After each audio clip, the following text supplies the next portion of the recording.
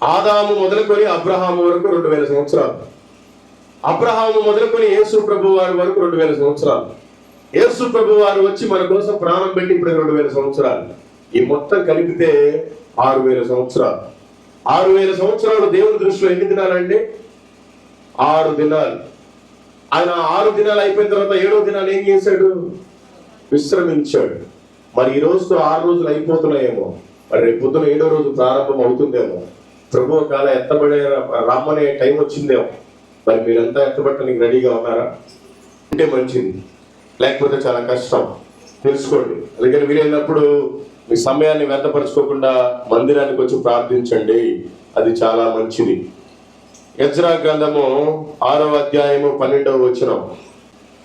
ఏ రాజులే గాని యోజనులే గాని ఈ ఆజ్ఞను భంగపరిచి యెరూషలేములో ఉన్న దేవుని మందిరమును నశింపజేయుటకై చెయ్యి చాపిన ఎడల తన నామము అక్కడే ఉంచిన దేవుడు వారిని నశింపజేయును. ఈ మందిరం యెహోవా ప్రతిష్ఠించాడు. యేసు ప్రభు వారే స్వయంగా వచ్చి ప్రతిష్ఠించాడు.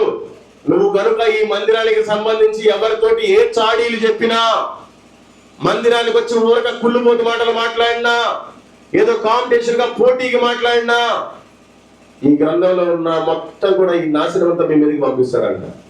దయచేసి మందిరం అంటే భయభక్తులతో ఉండాలి, లేకపోతే చాలా కష్టం. నశింపజేస్తాడంట. ఆయన మందిరం గురించి మనం తప్పుగా మాట్లాడాం కాబట్టి నోరు అదుపులో పెట్టుకోండి. మన పద్ధతితో పాటు నోరు కూడా అంతే ముఖ్యం. మందిరమే కాదు, సేవకుడు చెప్పే ఉపదేశానికి కూడా లోబడాలి, లోబడి బ్రతకాలి. 2వ రాజులు 18వ అధ్యాయము 11వ వచనం.